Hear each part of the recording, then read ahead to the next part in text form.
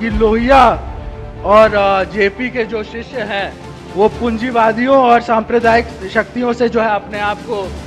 समाजवाद का सर्टिफिकेट लेकर के खुश हैं, ये कोई अच्छी बात नहीं है। पूरे भारत में सबसे ज्यादा अगर महंगा बिजली कहीं मिल रहा है तो उसमें से एक जगह बिहार भी है।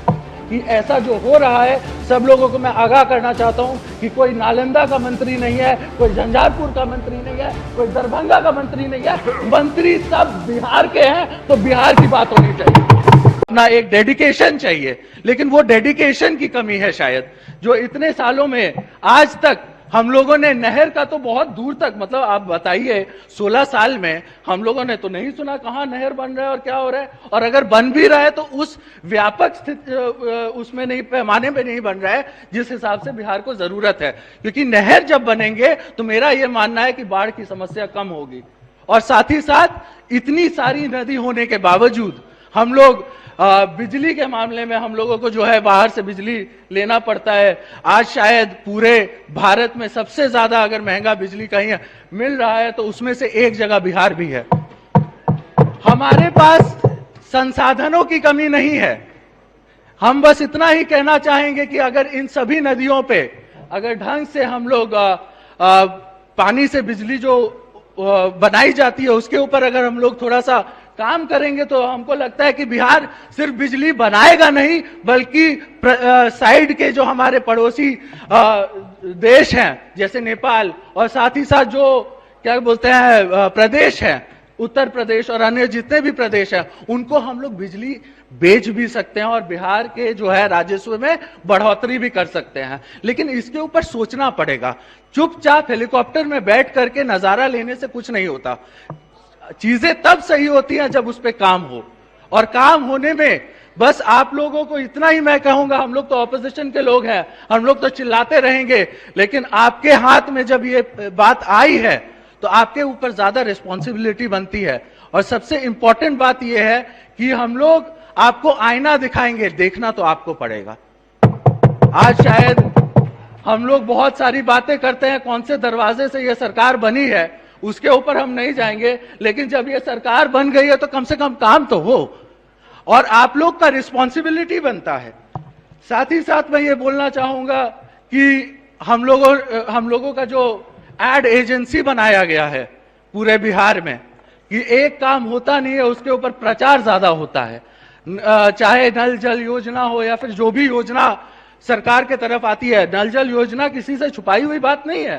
कि कितना उसमें धांधली हुआ व्यापक स्तर पे, लेकिन उसके ऊपर कोई भी जो है पूछताछ नहीं हुआ जिस तरीके से होना चाहिए। मैं इस सरकार को चैलेंज देता हूं, ये जनता आपको चैलेंज देती है, मैं नहीं, ये जनता आपको चैलेंज देती है कि जितनी भी आगे पीछे ये बातें हुई हैं, जो भी धांधली हुई है, उसके ऊपर आप लोग जांच कमेटी बैठाइए। और साथ ही साथ मैं ये भी बताना चाहूंगा, क्योंकि मैं शिवहर से आता हूं, तो शिवहर में पिछले बार जब बाढ़ आया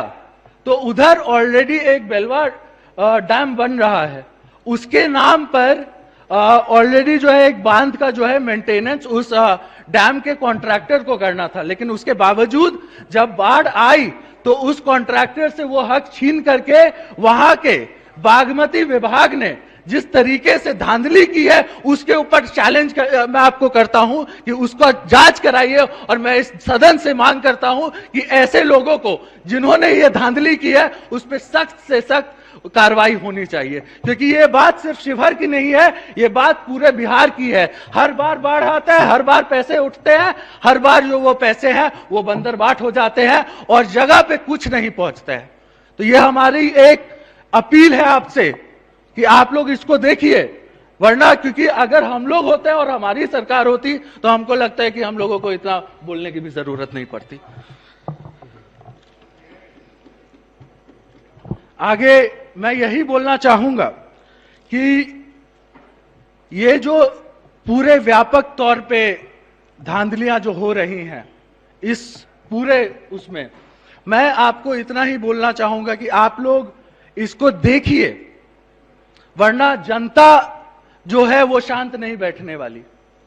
जनता विधानसभा भी घेर सकती है, जनता राज्यपाल के उधर भी जा सकती है, सब जगह जा सकती है, लेकिन जो लोगों में एक तरीके से असंतोष है, उसको आप लोगों को टैकल करना होगा, लेकिन वरना बहुत बड़ा जो है एक जन आंदोलन होगा, जिसको हमको लगता है कि उसके लिए आप लोग को पहले से ही हम आगाह करना चाहेंगे।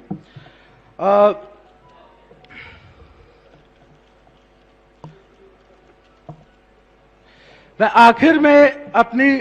2-3 बातें रखना चाहूंगा कि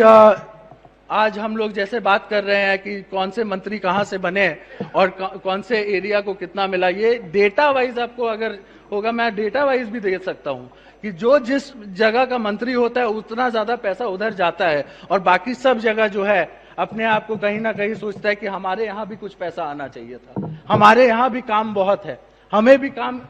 चाहिए, लेकिन उसके बावजूद जो है काम नहीं हो पाता। और दुर्भाग्य है, आज बड़ा दिल से ये बात मैं कहना चाहूंगा कि लोहिया और जेपी के जो शिष्य हैं वो पूंजीवादियों और सांप्रदायिक शक्तियों से जो है अपने आप को समाजवाद का सर्टिफिकेट लेकर के खुश हैं। ये कोई अच्छी बात नहीं है। हाँ, आपको समाजवाद का सर्टिफिकेट अगर सही में लेना है तो आप ये जो दोहरी नीति है जिसमें नालंदा के लिए स्वर्ग और शिवहर के लिए कुछ नहीं, शिवहर के लिए नर्क, हाँ, और जहां पर झंझारपुर और दरभंगा के लिए आपको क्या बोलते हैं, जहां पर धन वर्षा हो और शिवहर जैसे जगह लोग विकास के लिए ललाहित हों,